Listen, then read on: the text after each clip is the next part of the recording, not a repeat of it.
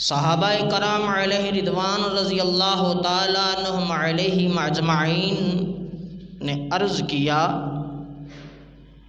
اے امیر المومنین، کیا آپ سوتے نہیں؟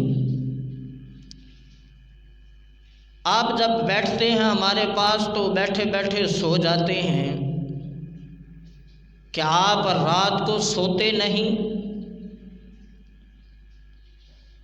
آپ رضی اللہ تعالیٰ عنہ نے فرمایا، میں کیسے سو سکتا ہوں؟ اگر میں دن میں سوتا ہوں تو لوگوں کے حقوق ضائع کر بیٹھوں گا، اور اگر رات میں سوتا ہوں تو اللہ عز و جل کی طرف سے اپنا حصہ ضائع کر بیٹھوں گا۔ حاکم وقت امیر المومنین حضرت سیدنا عمر بن خطاب رضی اللہ تعالیٰ عنہ خلیفہ دوم، آپ ساری رات عبادت الہی میں گزارتے، حالانکہ آپ کو نبی مکرم اور رسول محتشم صلی اللہ علیہ وسلم نے یہ خوشخبری سنا دی کہ آپ جنتی ہیں، قطعی جنتی۔ اس کے باوجود بھی حضرت عمر رضی اللہ تعالیٰ عنہ حاکم وقت اور رات کو سوتے نہیں، کہ رات کو اگر سو گیا تو اللہ عز و جل کی طرف سے جو حصہ ملے گا وہ ضائع کر بیٹھوں گا، اور دن سارا آپ لوگوں کے حال و احوال میں گزار دیتے، رعایا کی خبرگیری میں گزار دیتے کہ کوئی بندہ بھوکا نہ سوئے، کوئی پیاسا نہ سوئے، کسی کے گھر پریشانی نہ ہو، کوئی ایسا گھر نہ ہو کہ جس کے گھر میں کھانے کے لیے نہ ہو، یا کوئی اور پریشانی کسی کو کوئی لاحق نہ ہو۔ یہ حاکم وقت حضرت عمر رضی اللہ تعالیٰ عنہ خوف خدا کا یہ عالم کہ نہ رات کو سوتے ہیں نہ دن کو سوتے ہیں۔ اللہ رب العزت ایسے حکمران ملک پاکستان کو عطا فرمائے۔ حضرت سیدنا جنید بغدادی رضی اللہ تعالیٰ عنہ آپ فرماتے ہیں کہ میں نے حضرت سیدنا سری سکتی رحمت اللہ تعالی علیہ سے زیادہ کسی کو عبادت کرتے نہیں دیکھا، جتنی عبادت حضرت سری سکتی رحمت اللہ تعالی علیہ کرتے ہیں، میں نے ان جیسی عبادت کرنے والا کسی کو نہیں پایا۔ آپ نے اپنی زندگی کے 78 سال اس طرح گزارے کہ آپ کو کبھی میں نے لیٹے ہوئے نہیں دیکھا۔ اللہ اکبر۔ حضرت سری سکتی اللہ رب العزت کے برگزیدہ بندے ولی کامل 78 سال زندگی اس طرح گزاری کہ نہ دن کو لیٹے نہ رات کو لیٹے۔ حضرت سیدنا جنید بغدادی رحمت اللہ تعالی علیہ فرماتے ہیں کہ میں نے نہیں دیکھا ان کو کہ 78 سال کے اندر وہ کبھی بھی لیٹے ہوں، مگر میں نے ان کو اس وقت دیکھا جب وہ وفات پا گئے۔ 78 سال آپ اللہ رب العزت کی گریہ زاری میں آپ نے گزار دیے۔ 78 سال آپ نے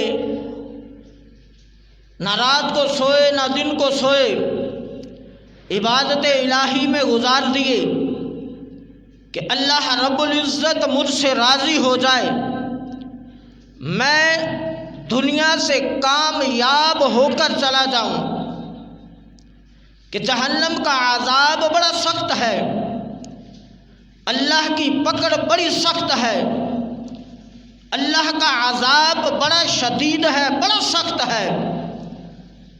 آپ دن رات انہی خیالوں میں روتے رہتے، عبادت الہی میں دن رات گزارتے کہ کہیں کوئی لمحہ ایسا نہ گزر جائے کہ غفلت میں ہو اور رب کی طرف سے ملنے والی نعمت ضائع نہ ہو جائے۔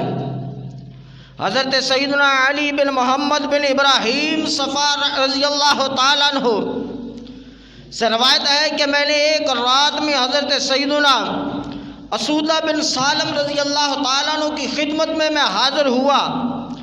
آپ مسلسل یہ اشعار پڑھ رہے ہیں، اپنے رب عز و جل کی بارگاہ میں محشر کا میدان میرے سامنے ہے اور وہ مجھ سے سوال کرے گا اور میرے پوشیدہ چھپے ہوئے گناہ، چھپے ہوئے راز کھل جائیں گے۔ جب محشر کا میدان ہوگا اللہ عز و جل آپ فرماتے ہیں مجھ سے پوچھے گا، اور پھر میں اپنے جو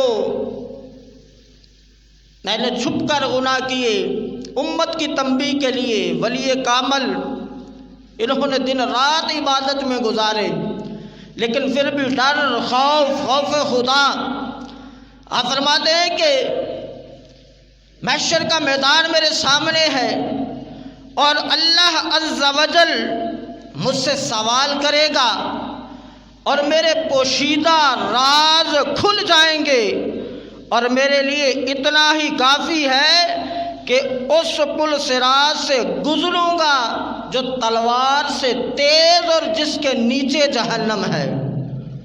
آپ فرماتے ہیں اتنا ہی کافی ہے اور کچھ نہ رب پوچھے اور کوئی عذاب نہ دیا جائے، صرف اتنا ہی کافی ہے۔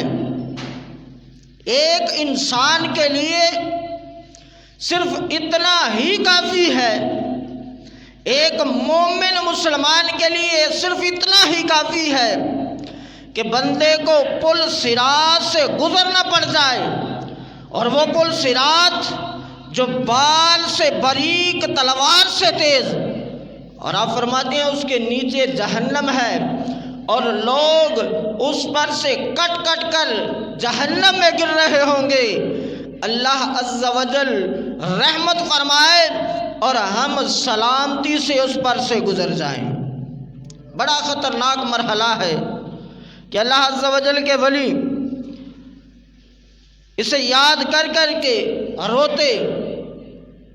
پھر آپ رحمت اللہ تعالیٰ علیہ نے ایک چیخ ماری اور صبح تک آپ پر غشی طاری رہی۔ حضرت سیدنا اسودہ بن سالم رحمت اللہ تعالیٰ علیہ آپ خوف خدا سے اس طرح خوف خدا کے اندر روتے کہ خوف خدا کی وجہ سے آپ پر غشی طاری ہو جاتی۔ حضرت سیدنا علامہ ابن جوزی رحمہ اللہ تعالیٰ علیہ آپ فرماتے ہیں کہ کب تک نیک اعمال میں سستی کرے گا؟ اے بندے تو کب تک نیک اعمال میں سستی کرے گا؟ کب تک جھوٹی خواہشات کے پیچھے بھاگے گا؟ حرص کی تکمیل کب تک رکھے گا؟ تم مہلت سے دھوکہ نہ کھاؤ اور موت کے حملے کو یاد کرو۔ جسے تم نے جنا وہ مٹی کے لیے ہے، اور جو کچھ تم نے تعمیر کیا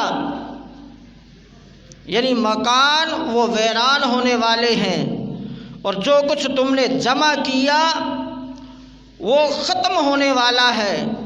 تمہارے عمل قیامت کے دن تمہارے نامہ اعمال کی صورت میں تمہیں دیے جائیں گے۔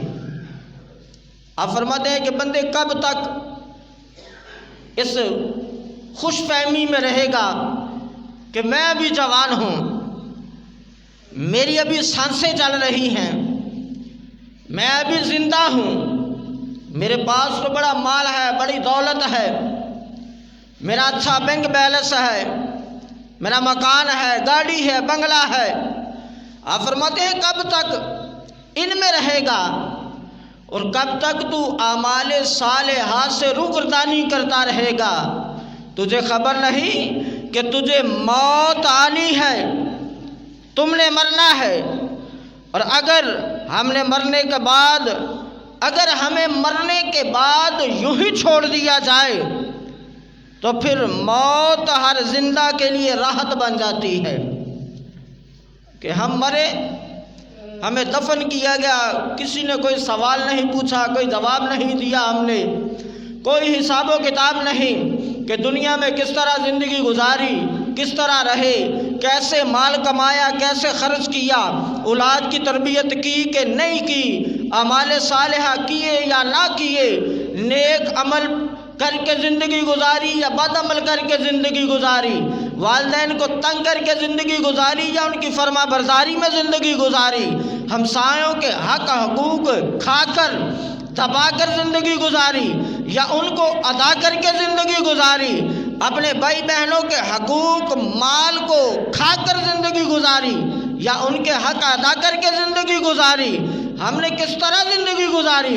اگر ہم سے یہ نہ پوچھا جائے کہ بندے تو نے زندگی کس طرح گزاری، تو آپ فرماتے ہیں پھر تو موت ایک راحت ہے، پھر تو بندہ جس طرح چاہے زندگی گزارے، پھر تو موت کا کوئی خوف نہیں، موت کا کوئی ڈر نہیں۔ لیکن مگر جب ہم مریں گے تو ہمیں دوبارہ اٹھایا جائے گا، ہمیں دوبارہ اٹھایا جائے گا، پھر ہم سے پوچھا جائے گا، ہر شے کے بارے میں ہم سے سوال کیا جائے گا۔ میرے آقا و مولا و منجا صلی اللہ علیہ وسلم ارشاد فرماتے ہیں کہ ایک مرد 4 عورتوں کی وجہ سے جہنم میں جائے گا، ایک مرد 4 عورتوں کی وجہ سے جہنم میں جائے گا۔ مرد گھر کا حاکم ہے، اس سے پوچھا جائے گا گھر کے معاملات کے متعلق کہ تم نے اپنی اولاد کی تربیت کس طرح کی، اچھی کی یا بری کی، تمہیں ہم نے اختیار دیا تھا۔ حضور صلی اللہ علیہ وسلم ارشاد فرماتے ہیں کہ قیامت کے دن ماں یہ دعویٰ کرے گی اپنے بیٹے کے متعلق، ماں اپنے بیٹے کے متعلق یہ دعویٰ کرے گی کہ یا رب العالمین یہ اختیار رکھتا تھا، طاقت رکھتا تھا، ہمت رکھتا تھا کہ مجھے گناہوں سے روکے، لیکن الہی اس نے مجھے گناہوں سے نہیں روکا۔ میرے آقا فرماتے ہیں بندہ اس وجہ سے جہنم میں چلا جائے گا۔ بیوی اپنے شوہر کے متعلق دعویٰ کرے گی کہ الہی میں برائی کرتی تھی، گناہ کرتی تھی، بال کھلار کر محفلوں میں، رنگ ریلیوں میں، شادی بیاہوں میں جاتی تھی، الہی میں بے حیائی کرتی تھی، لیکن یہ میرا شوہر، یہ میرا مرد اختیار رکھتا تھا، طاقت رکھتا تھا مجھے روکنے کی، لیکن الہی اس نے مجھے نہ روکا، نہ سمجھایا۔ الہی اگر یہ مجھے سمجھاتا، مجھے روکتا، مجھے ٹوکتا تو میں باز آ جاتی۔ میرے آقا فرماتے ہیں بندہ اس وجہ سے بھی جہنم میں چلا جائے گا۔ پھر فرمایا کہ بھائی کے متعلق بہن، میرے آقا نے فرمایا یہ دعویٰ کرے گی کہ یا رب العالمین یہ بندہ میرا بھائی تھا، مجھے روکنے کی ہمت رکھتا تھا، لیکن اس نے مجھے نہ روکا، میں گناہوں میں ملوث رہتی تھی، یہ نہ روکتا تھا۔ میرے آقا نے فرمایا بندہ بہن کی وجہ سے بھی جہنم میں چلا جائے گا، بیٹی کی وجہ سے بھی، بیوی کی وجہ سے بھی، ماں کی وجہ سے بھی۔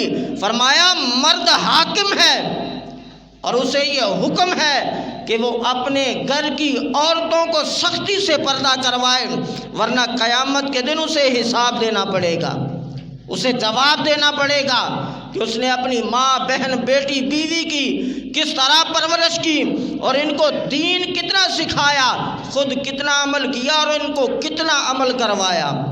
کیا اس نے نیکی کی دعوت دی ان کو؟ میرے آقا فرماتے ہیں اگر نہ کیا ہوگا تو بندہ قیامت کے دن پھنس جائے گا، اسے جواب دینا پڑے گا۔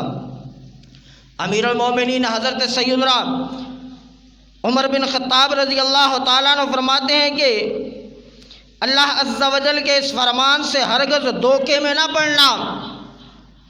اللہ عز و جل ارشاد فرماتا ہے ترجمہ کنز الایمان کہ جو ایک نیکی لائے تو اس کے لیے اس جیسی 10، اور جو برائی لائے تو اسے بدلہ نہ ملے گا مگر اس کے برابر۔ حضرت عمر رضی اللہ تعالیٰ عنہ فرماتے ہیں کہ جب بندہ گناہ کرتا ہے تو اللہ عز و جل کے غضب کو دعوت دیتا ہے۔ جب بندہ گناہ کرتا ہے اللہ کے غضب کو دعوت دیتا ہے، اور اللہ اس پر قادر ہے کہ بندے کو سزا دے۔ اللہ قادر ہے کہ بندے کو سزا دے۔ آپ فرماتے ہیں کہ حضرت علامہ ابن جوزی رحمہ اللہ تعالیٰ علیہ فرماتے ہیں کہ وہ بندہ جب گناہ کرتا ہے تو ابلیس لعین کو خوش کرتا ہے۔ جب بندہ گناہ کرتا ہے تو شیطان کو خوش کرتا ہے، جنت سے دور ہو جاتا ہے، جہنم کے قریب ہو جاتا ہے۔ وہ اپنی سب سے پیاری چیز یعنی اپنی جان کو تکلیف دیتا ہے، وہ اپنے باطن پاک کو، جو بندے کا باطن ہے آپ فرماتے ہیں پاک ہے، اسے ناپاک کر دیتا ہے۔ اعمال لکھنے والے فرشتے یعنی کرامن کاتبین کو تکلیف دیتا ہے، اور اس سے بڑی بات کہ بندہ گناہ کرنے والا نبی مکرم رسول محتشم صلی اللہ علیہ وسلم کو ان کے مبارک روزے میں اذیت دیتا ہے، تکلیف دیتا ہے۔ جب ہم کو چھوٹا سا بھی گناہ کرے تو مصطفیٰ کریم صلی اللہ علیہ وسلم کو اذیت پہنچتی ہے، تکلیف پہنچتی ہے۔ اور اگر ہم کبیرہ گناہ کریں، اگر ہم گناہوں میں ملوث رہیں، پھر بھی ہم کہیں کہ ہم عاشق رسول ہیں، ہم تو حضور صلی اللہ علیہ وسلم کے غلام ہیں، تو حضرات محترم میں کیسا غلام ہوں کہ میں اپنے آقا کو ان کے روزے میں لمحہ و لمحہ اذیت پہنچاتا ہوں، منٹ منٹ سیکنڈ سیکنڈ اذیت پہنچاتا ہوں، تکلیف پہنچاتا ہوں گناہ کر کے۔ یہ محبت کا تقاضا نہیں، محبت کا تقاضا یہ ہے کہ بندہ مصطفیٰ کریم صلی اللہ علیہ وسلم کی سنتوں پر عمل کرے۔ آج دن گزر گیا، لمحے گزر گئے، سال گزر گئے، کل نیا سال آ جائے گا۔ بڑے خوش ہیں ہم کہ سال تبدیل ہو رہا ہے، لیکن خدا کی قسم ہم تبدیل نہیں ہوئے۔ دن چلے گئے، منٹ چلے گئے، سیکنڈ چلے گئے، مہینے چلے گئے، سال چلے گئے۔ ہماری زندگی کتنی ہو گئی؟ 40 سال، 50 سال، 70 سال، 90 سال، لیکن ہم ابھی تک گناہوں سے باز نہیں آئے، ابھی تک ہم واپس نہیں پلٹے، ابھی تک ہم نے مڑ کر نہیں دیکھا کہ ہم نے مرنا ہے، جہنم میں جانا ہے، قبر میں جانا ہے، اور جو ہم نے دنیا میں کر کے جانا ہے وہی ہمیں آخرت میں ملنا ہے، وہی ہمیں آگے ملنا ہے۔ جو ہم کمائیں گے وہی آگے جا کر پائیں گے۔ اللہ رب العزت کی بارگاہ میں دعا ہے کہ رب تعالیٰ ہمارے ایمان کو محفوظ فرمائے اور اعمال صالحہ کی توفیق عطا فرمائے۔ وما علینا الا البلاغ المبین۔